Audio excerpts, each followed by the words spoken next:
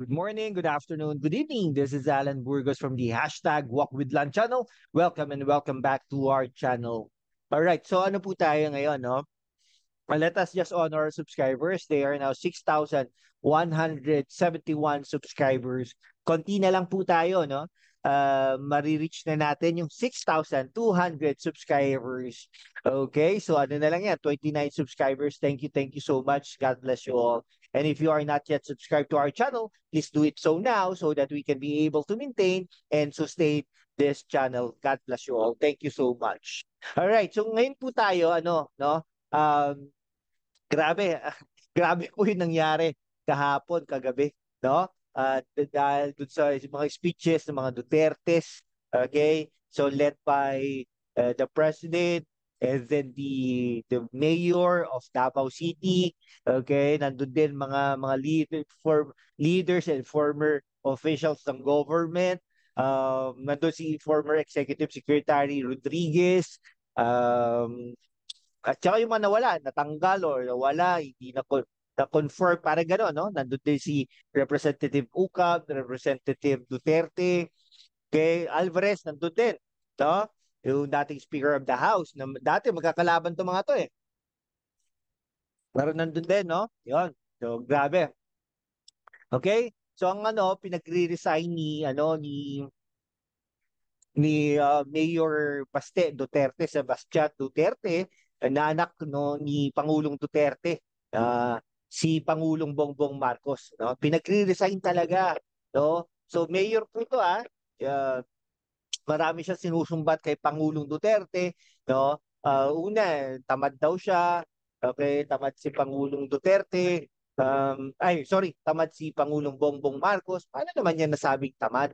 Okay, nagtatrabaho naman yung tao, no? So kailangan siyempre minsan yung baka sinasabi niya yung concert ng Coldplay, no? So alam naman natin na music lover ito si Pangulong Bongbong Marcos. Pero sa ako, tingin ko may lapse din doon ang parte ng Pangulong Bongbong Marcos, no? Na umatid siya doon sa Coldplay, no? At saka kasi nakikita, alam mo naman ang Pilipino, mas sensitive eh. Kung talagang mayaman na mayaman ng Pilipinas, okay lang na ma-attend sa mga F1 yan, sa mga weddings, burials, etc. Pero kung hindi, hayaan na natin, gano'n. Pero hindi kailangan mag-resign, no?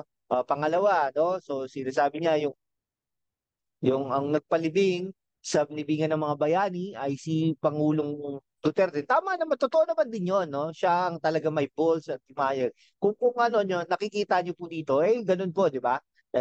Sinasabi po natin yan from the very start. Hindi pa to nagsasalita to mga to. Tayo na ang unang nagsalita sa mga ganyan, no? So, dapat sabi ko, pakinggan si Vice President Sara, hindi sila magkaiwalay, no? Kasi ito parang president in waiting na si Sara Duterte, no? Hayaan na natin si Romualdez, no? Kaya nagkakagulo eh, may Romualdez eh. Speaker Romualdez eh, no? Ayan. No, so dapat mag-straight na si Pangulong Bongbong Marcos, no? Hayaan mo na meron na ganyan, di ba? Hayaan mo na magtrabaho na lang tayo. Pero wag na nating ipakita sa buong Pilipinas na parang ano tayo kay Romualdez. Hindi na. No, hayaan na natin, no? Magiging ano siya, no? Parang ano tawag doon is um, prime minister, no? Hindi na kasi talagang may pag-asa naman. Pag naging parliamentary tayo, may pag-asa si Romualdez na maging prime minister. Yun ang totoo. Yun ang totoo naman. Pero kung presidentiable, hindi magiging presidente to si Romualdez. Believe me on that. Based on his track record, hindi kaya. Hindi kaya talaga. Okay? Hindi kaya talaga. Okay? So, something like that, no? So, ang ano natin, kailangan ba mag-resign ni PBBM? Ito, pag nag-resign ba si PBBM, anong mangyayari? Siyempre, pag nag-resign si PBBM, ang mangyayari dyan ay si kay Vice President Sara Duterte ang magiging Pangulo ng Pilipinas. Babalik na naman tayo sa Duterte. No, hindi natin sinasabing pangit ang naging sistema ng Duterte. Okay nga eh, no? Kitahimik, maganda, nakikita natin, 'di ba? Pero this is a different story now. No, ako talaga sabi ko Sara Duterte para deserve niya no kasi nagano nga nagparaya siya no. Ang mali lang talaga kay Pangulong Bongbong Marcos ay hindi talaga dapat kinampihan niya ito si Sara Duterte. Vice President niya eh. Pareha silang tumakbo, nagkampanya sa bawat isa sa kanila. No? Pero ngayon, di ba? Siyempre papalag ito mga kamag-anak niya, no? Pangulong Duterte, Baste Duterte, pulong Duterte. Pero mali din naman, parang baka nililihis ito, no? Yung 51 billion pesos, yung budget, dapat ipaliwanag kung saan napunta. Okay lang naman.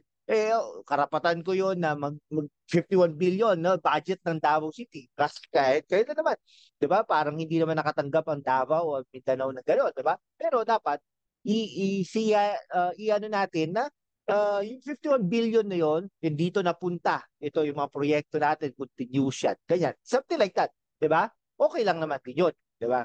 Baka naman merong mga city hall dyan, may mga service, yung 911, baka may ganon, may flood control.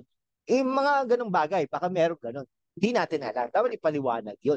Okay? Baka naman nililihis lang ito. Yung mga tirades nila, mga patutsada. Grabe! Sabi talaga yung patutsada nila. No? Ngayon, hinihintay ko ngayon paano aaksyon ang Pangulong Bongbong Marcos, no? Ayan. Yung ano natin, no, yung sa military natin, no? Grabe, tinatawagan pa ni Pangulong Duterte ang military para umaksyon.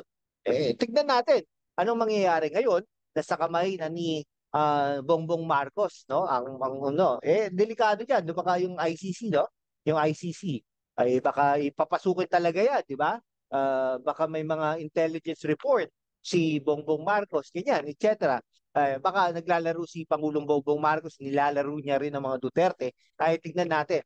Pero magkakagulo din yan talaga. Kasi, syempre, may supporters din ito, si Pangulong Duterte. Pero tignan nyo, parang kukunti lang tao sa Davao City. Syempre, understandable, wala na siya sa posisyon, pero nandun yung mga major leaders, nandun siya.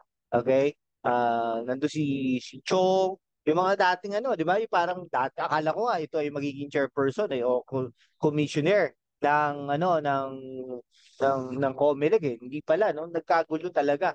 Ang dami mga vloggers na dati sumusuporta sa Unity, PBBM, wala nandun sa kabila.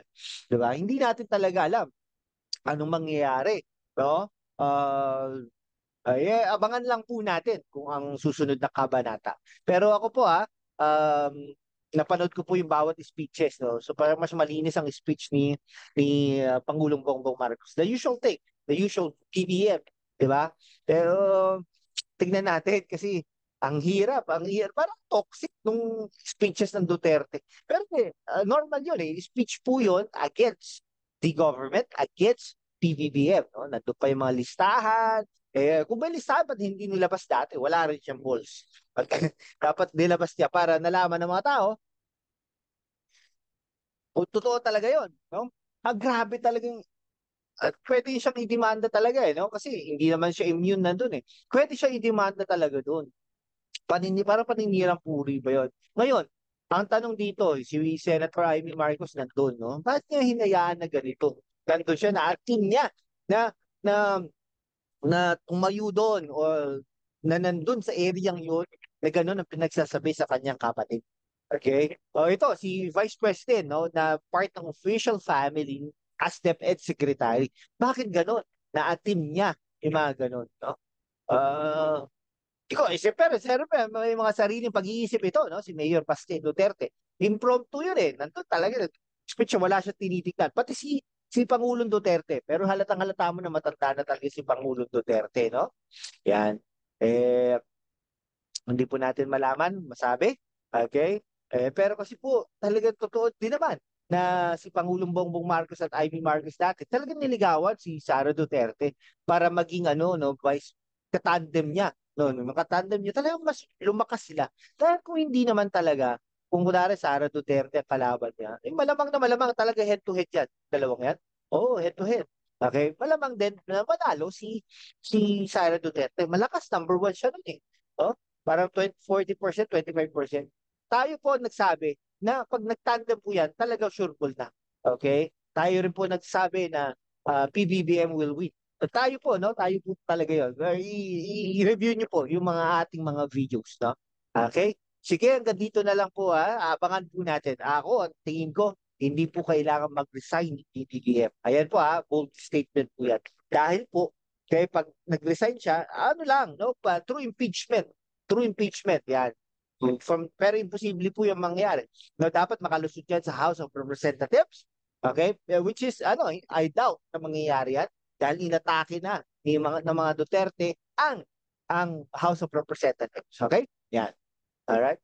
Pag umabot siya sa Senado, maaari pa. No? Maaari pa. Pwede pa. Pero hindi rin sigurado na makoconvict si Pangulong Bongbong Marcos. Okay? Now, ito ang ano ngayon. Dahil sa mga ganito, pwedeng magkaroon na ng mga impeachment cases, no, against Vice President Sara Duterte. Tuwa-tuwa ang makabayan block nito. No? So pag ito nag-prosper sa House of Representatives, patay na ang gobyerno. Ibig sabihin, tulog na. No? Tulog na yan. No? Uh, baka hindi na makagalaw si Bongbong Marcos. So pag nag-prosper yan, pupunta sa Senado, okay, tignan natin gaano ang ka-influence uh, ni Pangulong Bongbong Marcos sa Senado naman. Okay? Something like that.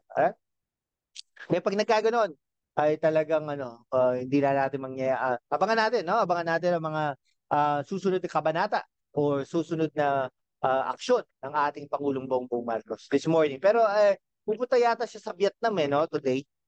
Hindi lang natin alam kung ano. Pero siyempre, magre-release siya ng statement dahil seryosong accusations ito no? Not only yung kay Baste Duterte, but also of former President Duterte. Okay? Abangan din natin kung anong gagawin niya doon sa ICC. No? Pag ito nagkaroon ng arrest warrant, nako, ito, sinasabi ko po sa inyo, pag ito nagkaroon ng arrest warrant si Pangulong Duterte, De La Rosa, okay, etc., hindi gumalaw ang gobyerno, ibig sabihin, sige, ihulihin nyo na yan. Ito ang talagang tingnan natin kung anong mangyayari sa Pilipinas. Sige, hanggang dito na lang po mga kaibigan ko. Maraming salamat po sa inyo. Okay, kung hindi ka pa nakapag-subscribe kaibigan, mag-subscribe ka naman para naman we can be able to maintain and sustain this channel. Thank you so much. God bless you all.